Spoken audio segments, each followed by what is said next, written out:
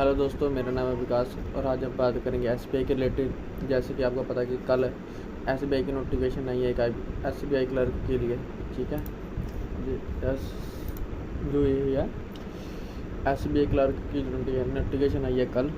ठीक है, आज हम इसके बारे में बात करेंगे और इसके मेन पॉइंट में बात करेंगे। जो इम्पोर्टेंट पॉइंट है वो है, जैसे आपको सबको पता है कि आप याद देख सकते स्क्रीन में कि जो वैकेंसी है वो ये रही है। ठीक है, जैसे हम अहमदाबाद में इतनी है 353 है और बेंगलोर में है जो है 316 है। ठीक है, ऐसे आप देख सकते हो सभी में है। ये टोटल हमारी आई है 5800 वैकेंसी आई है टोटल। ठीक है, अब इसमें हम इम्पोर्टेंट बात करें कि इसमें अब कैंडिडेट ने जिसने फॉर्म फिल करना है उसके लिए क्या क्या है जो मेन पॉइंट है। ठीक है, उसमें क्या क्या मेन पॉइंट है, जैसे कि इसमें अभी बात करेंगे कि फॉर्म फिलिंग की। जैसे फॉर्म फिल कहाँ से करना है कि हाँ, जैसे कि इसमें लिखा हुआ है कि कोई है जहाँ पे वैकेंसी ज़्यादा है, कुछ स्टूडेंट क्या करता है कि वहाँ फिल कर देते हैं। ठीक है, जहाँ पर वैकेंसी कम है वहाँ पर फिल नहीं करते हैं। बेसिक जैसे जिस स्टूडेंट की जो स्टेट है उसमें इस बार वैकेंसी वो कम आई हुई है। ठीक है, जैसे हरियाणा में है, हरियाणा को मान लीजिए, हरियाणा में अभी 5 है। ये देखिए जैसे लिखा है हरियाणा में 5 सीट है टोटल। ठीक है, लेकिन जो हरियाणा के स्टूडेंट है वो कहीं और से भरेंगे। जैसे उन्होंने कहीं तमिलनाडु है उसमें 355 सीट्स हैं। ठीक है, और जैसे ये वेस्ट बंगाल है उसमें 340 सीटें हैं अलग अलग चीज़ें। वैसे वो क्या करेंगे, दूसरे स्टेट में फॉर्म फिल कर देंगे। उससे क्या होगा कि उसकी जो पेपर होगा बाद में एक पेपर होगा जो मान लिया आपने प्री भी कर लिया, मेंस भी कर लिया। अब उसमें एक का लैंग्वेज टेस्ट होता है एक। ठीक है, जिस स्टेट में आप जाएंगे उस स्टेट के में लैंग्वेज टेस्ट होता है एक। उस स्टेट में लैंग्वेज टेस्ट जो होगा वो उनकी जो लोकल लैंग्वेज होगी उससे होगा। जैसे कि ये मान लीजिए जैसे वेस्ट बंगाल है उसमें लिखा है बंगाली और नेपाली में टेस्ट होगा। आप मान लीजिए हरियाणा में है, आपकी हरियाणा में लैंग्वेज होगी आपकी हिंदी होगी। लेकिन आपको जब फॉर्म फिल करेंगे, मान लो आपने वेस्ट बंगाल में फॉर्म फिल किया, वहाँ पर आपने सिलेक्शन भी ले लिया, उसके बाद जो आपका लोकल टेस्ट होगा वो होगा बंगाली या नेपाली में होगा। ठीक है ना, वो बंगाली या नेपाली में होगा। तो उसमें क्या होगा कि आपको जो टेस्ट होगा वो उसमें देना पड़ेगा बंगाली लैंग्वेज या नेपाली लैंग्वेज में। आपको 6 मंथ का टाइम दिया जाएगा कि आप जो उनकी जो लोकल लैंग्वेज होती है वो आप कहीं से भी टीच कर सकते हो, कहीं से भी सब सीख सकते हो। ठीक है, सीख ली अब आपको उसका टेस्ट देना होगा। या आप उस टेस्ट में क्वालिफाई करेंगे तभी आपको वो आगे जाके मिलेगा, आपको जॉब मिलेगी, नहीं तो जॉब नहीं मिलेगी आपको। ठीक है, ये है आपका लैंग्वेज टेस्ट होता है। ठीक है, जैसे आपका कोई भी स्टेट ले लीजिए, जैसे आपने अब हरियाणा की बात की है। ठीक है, वैसे 3 लक्षद्वीप में 3 है। ठीक है, 3 वैकेंसी। अब आपने किसी और जैसे पुंडुचेरी में 7 सीट हैं। ठीक है, किसी ने किसी और पंजाब में कर दी, तो पंजाब में तो पंजाबी ये क्या है जो कंपलसरी है। अब पंजाबी में आपको टेस्ट देना पड़ेगा, हिंदी में टेस्ट देना पड़ेगा। ऐसे किसी स्टेट में या दूसरी स्टेट में जाओगे तो आपको वो लैंग्वेज टेस्ट देना पड़ेगा। और दूसरा पॉइंट जो है वो है कि आप कि जहाँ भी सिलेक्शन होगी, मान लीजिए आप कहीं भी कोई भी स्टेट में, आप किसी और स्टेट में फॉर्म फिल किया और किसी और स्टेट में आप चले गए और वहाँ पर आपकी जो टेस्ट होगा, आपका सिलेक्शन होगी वो लाइफ टाइम के लिए। ठीक है, आपकी जो लाइफ टाइम के लिए है वो वहीं पर ही रहेंगे आप। ठीक है, उनकी जो मतलब शिफ्ट नहीं हो सकते। आप एक स्टेट से बाद में चाहे कि 5 साल या 10 साल में दूसरी स्टेट में आप चल जाएं, वैसा कुछ नहीं होगा उसके लिए आपको एक ही स्टेट में रहना पड़ेगा। उस लाइफ टाइम के लिए आपकी जॉब वो है, वो एक ही स्टेबल जॉब होगी, वो आपकी एक ही स्टेट में रहेगी। दूसरी स्टेट में, इंटर स्टेट में आप ट्रैवल नहीं कर सकते। जैसे ऐसे यूपीएससी और सीजीएल में होता है कि आप कहीं की शिफ्ट आपकी कहीं पर आ गई।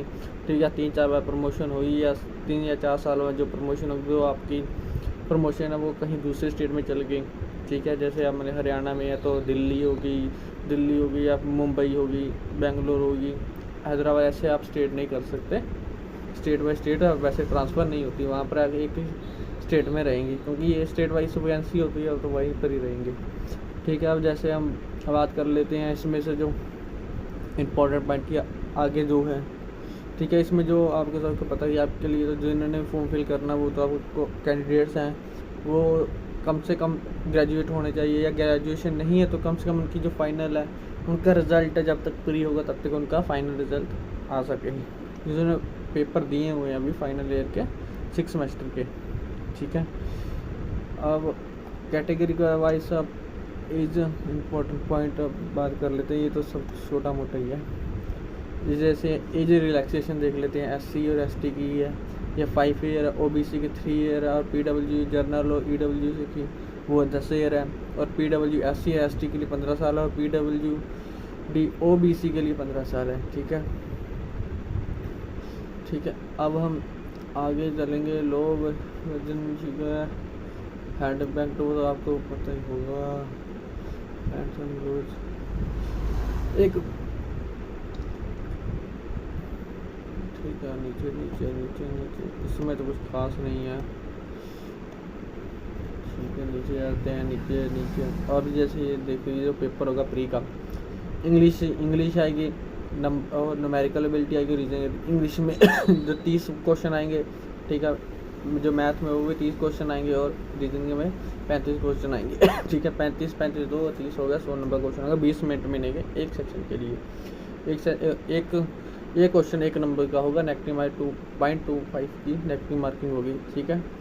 जो होगा वो माइनस हो जाएगा आपका, ठीक है। और अब नीचे चलते हैं। अब जो मेन का वो है जनरल अवेयरनेस है, वो 50 क्वेश्चन होंगे, ठीक है, 50 नंबर के। और जो इंग्लिश है वो 40 क्वेश्चन होंगे 40 नंबर में, और जो क्वांट है वो भी 50 नंबर के 50 क्वेश्चन होंगे। रीजनिंग है वो आपको 50 क्वेश्चन के 60 नंबर मिलेंगे। मतलब ऐसे है कि इसमें जो रीजनिंग है मेंस में, उसमें कुछ ऐसे क्वेश्चन होंगे जिसमें वो 1 नंबर से 1.5 नंबर का एक क्वेश्चन होगा, ठीक है। अब हम इससे नीचे चलाते हैं, नीचे मेन तो इसमें ये है कि जो आपने एग्ज़ाम देना है, ठीक है, उसमें जो आपने जो स्टेट है वो सिलेक्ट करनी है, वो आप लैंग्वेज के हिसाब से देख के चलना कि भाई मेरी लैंग्वेज है वो मुझे आती है कि नहीं है, ठीक है। नहीं तो आगे जाके पंगा पड़ सकता है उससे, ठीक है। स्टेट देख लेना कौन सी स्टेट है, ऐसा नहीं कि वहाँ पर वैकेंसी ज़्यादा है तो आपने फॉर्म फिल कर लिया, फिर सिलेक्शन भी हो गई, और उसमें आप सिलेक्शन हो के भी फिर रह जाएँ। जो लैंग्वेज टेस्ट में होता है, इसमें जो देखो पे स्केल है वो 19,900 रुपये है, जो पे स्केल है टोटल, ठीक है। मतलब जो बेसिक सैलरी है 19,900 रुपये है, ठीक है। अब हम इससे क्या अब आ जाते हैं इसकी जो फीस है SC और ST के लिए तो नील है, लेकिन जनरल OBC के लिए वो 750 रुपया फीस है, फॉर्म फिल है, जो आज से भरने स्टार्ट हो चुके हैं, ठीक है। अब ये कहते हैं डिक्लेरेशन क्या चाहिए, देखिए ये लिखा हुआ डिक्लेरेशन, इसका जो डिक्लेरेशन है वो ये है, ये जो है वो इसकी डिक्लेरेशन है। और डिक्लेरेशन आप देख लेना यहीं से ही, या आप इसे पॉज करके लिख लेना, ठीक है।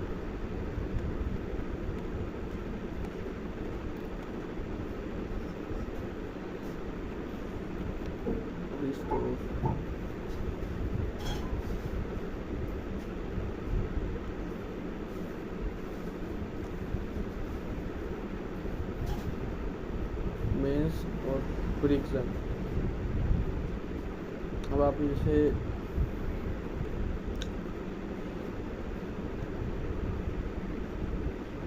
और अब आप देख सकते हैं, अब ये है जो एग्ज़ाम सेंटर है, ठीक है। अब इस बार जो पहले जो होता था वहाँ पर एग्ज़ाम सेंटर थे वो बहुत ज़्यादा थे, जैसे एक ही स्टेट में 2-2 स्टेट थे। लेकिन इस बार क्या हुआ है कि IBPS के जो पेपर था, RRB का पेपर हुआ था, उसमें से जो सेंटर थे वो कम हो गए हैं, ठीक है। जो सेंटर से वो कम हो गया। अब जो पेपर्स होते हैं वो दूर सेंटर आते हैं। मतलब जैसे आपने कहीं अपने स्टेट में भरा, जरूरी नहीं कि वो अपने स्टेट में, कम से कम आप दूसरी स्टेट में भी जा सकता है। जैसे मान लीजिए कि आपने गुड़गांव दिल्ली में भरा, या गुड़गांव में आ सकता है, ठीक है। अलग अलग मतलब काफ़ी दूर आ सकता है, 15-20 किलोमीटर या 100 किलोमीटर दूर भी आ सकता है, ठीक है। अब ये जो स्टेट सेंटर है वो कम हो गया है। अब आप देख लेना, अब जैसे हरियाणा में सिर्फ 3 सेंटर है, ठीक है। और गोवा में, चंडीगढ़ में मोहाली और चंडीगढ़ है, ऐसे ऐसे हिमाचल में से 3 सेंटर रह गए हैं। अब पंजाब में 1 2 3 4 5 सेंटर रह गया पंजाब में, ऐसे लगभग सेंटर अब सेंटर है वो कम हो चुके हैं। जैसे कि ये देखिए यहाँ पर भी लिखा हुआ है डिक्लेरेशन क्या है, ठीक है। ये डिक्लेरेशन है, आपने जो लिखना है, ठीक है। उसमें आपने जो पहली बार जो लेफ़्ट थंब है, ठीक है, जो लेफ़्ट थंब है आपने वो लगाना, ना कि राइट थंब पे। जो आप तो हम जो यूज़ करेंगे आपको पिक अपलोड करेंगे, उसमें वो पिक अपलोड करेंगे, उसमें अपनी लेफ़्ट करना है। कई लोग हैं जो राइट कर लेते हैं, लेकिन उसमें क्या है, आपने लेफ़्ट ही यूज़ करना है जो मेन है। आपने अगर राइट का करके अपलोड कर दिया तो फिर आगे जाके उसको प्रॉब्लम हो सकती है। नहीं तो आपके पास जो फिर उसमें एप्लीकेशन या ईमेल करके आपको फिर दोबारा आपका SBI की ईमेल करके आपको फिर दोबारा उसको अनलॉक करा के फिर आपको दोबारा फिर अपलोड करना पड़ेगा, नहीं तो ठीक है। अभी इसमें और तो कुछ, अब ये जो सर्टिफिकेट है ये सेंट्रल लेवल का सर्टिफिकेट होता है। अब ये मैं बता दूँ आपको, ये स्टेट लेवल का नहीं था। जो स्टेट का जैसे किसी की इजी रिलैक्सेशन करनी है, जैसे कोई अब जैसे ये लिखा हुआ सर्टिफिकेट पब्लिक रिटायर्ड पर्सनल जो रिटायर हो चुके हैं उसके लिए जो सर्टिफिकेट होगा रिक्वायर्ड होगा वो ये होगा, ठीक है। जो अब जैसे सर्विस पर्सनल को सर्टिफिकेट हो, ठीक है। अब जैसे कि कहते हैं कि जैसे इस मेरा मतलब ये था इस वीडियो का, जैसे आपने फॉर्म फिल करना है मेन तो वो क्या वो कौन सी स्टेट से करना है। जैसे UPSC है, UPSC में भी कैटर होते हैं। अगर आपने अलग कैटर का फॉर्म जो आप सिलेक्शन होते हैं UPSC में भी, उसमें भी कैटर ऐसे सेलेक्ट करना पड़ता है। या अगर आपने कोई कैटर अलग सेलेक्ट कर लिया तो आपको मतलब ऐसे स्टेट में जाके आपको वो मिल जाती है जो मिल जाती है जहाँ पर आपने कभी सोचा नहीं होगा। आप कहीं कहाँ वहाँ पर बात करने के लिए कोई लैंग्वेज है वहाँ ना आपको समझ आएगी ना उनको समझ आएगी। उसमें क्या होता है कि डिफ़िकल्टी बहुत ज़्यादा हो जाती है आपको लैंग्वेज में समझने के लिए, ठीक है। इस करके जो मेन है आपने कौन सी स्टेट से भरना है वो मेन मायने करता है, ठीक है। आई होप आपको सबको ये बात अच्छी लगी होगी। आगे आगे मैं इसके लिए अपडेट है वो आपको मिलती रहेगी। लाइक और सब्सक्राइब कर देना, ठीक है। और थैंक यू।